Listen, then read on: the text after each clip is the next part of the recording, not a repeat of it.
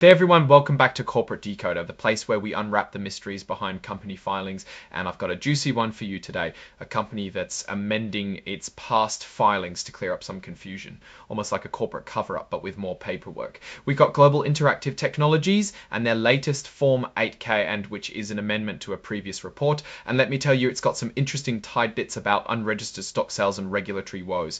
Before we dive deep into what this all means, if you're someone who likes their business news straight, no chaser, make sure you're subscribed. We break down these dense documents so you don't have to, and if you want to connect with other savvy investors and get more insights, our Discord channel is linked right in the description below.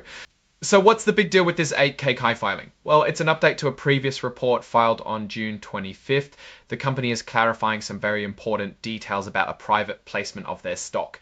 Think of it as them going back and saying, hey, we need to add a few things and make sure everyone knows the real deal about how they sold some of their shares. The backstory here is that the company had previously reported on sanctions levied against them by the Securities and Futures Commission in Korea. These sanctions were related to how they issued shares of common stock in a private placement to investors in Korea. The original report mentioned this, but this amendment is here to add more clarity and a specific disclosure about the nature of those sales. This is where things get really interesting. The filing details a period between April 2023 and July 2023, where Global Interactive Technologies, now known by that name, but formerly Hanru Holdings, sold a significant number of shares. We're talking about 462,846, 847 shares of common stock. This was done through a private placement to 244 investors in Korea. So they raised about $4.6 million from these sales. The crucial piece of information here is how these shares were sold. The company is now stating that these sales were exempt from registration under the US Securities Act. They're pointing to a specific exemption, Section 4Hal, Did Shoe, and something called Regulation S. What does that mean in plain English? Well, Section 410. 2 generally allows for private sales of securities to sophisticated investors without the need for public registration.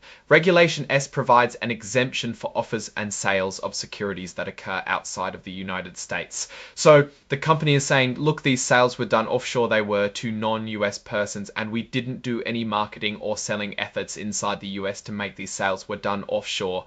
They were to non-US persons, and we didn't do any marketing or selling efforts inside the US to make these sales happen. They're trying to ensure they've followed all the rules and are being transparent about it after the fact. It's also worth noting that the company identifies itself as an emerging growth company. This means they can take advantage of certain regulatory relaxations available to newer companies. They've also elected not to use an extended transition period for complying with new or revised financial accounting standards, which suggests a desire to stay current with reporting requirements. For context, their common stock is traded on the Nasdaq Stock Market LLC under the symbol GITS. This tells us they are a publicly traded company in the US and therefore subject to SEC reporting and regulations. The filing is signed off by Tae-Hoon Kim, the Chief Executive Officer, which is standard procedure for these reports. It's his responsibility to ensure the accuracy of the information provided to the SEC. So let's put this all together.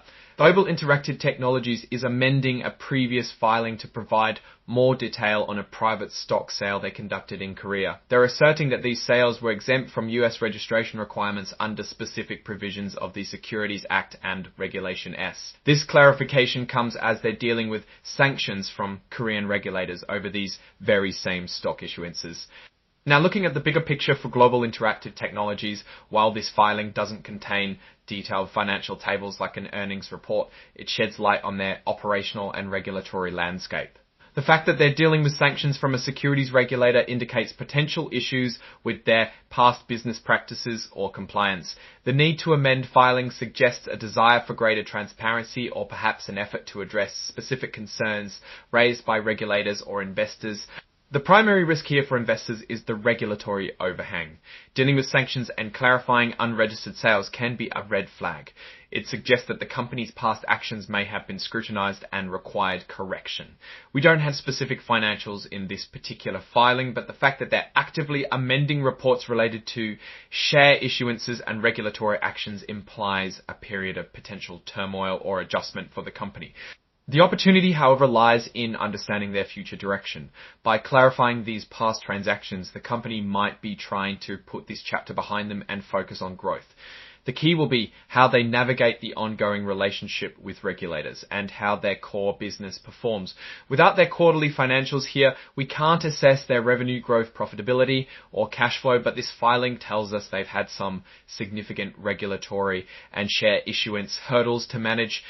It's a reminder that for any company, especially those operating internationally, maintaining impeccable compliance is crucial.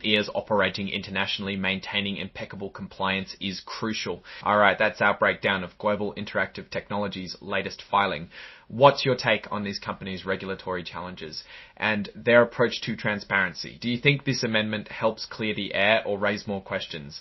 Let us know your thoughts in the comments. And hey, if you found this deep dive helpful, do us a favor and hit that like button. It really helps us out. And of course, subscribe for more insights into the world of corporate finance. And make sure you check out that Discord link in the description to join the conversation. Thanks for watching, and we'll see you in the next one.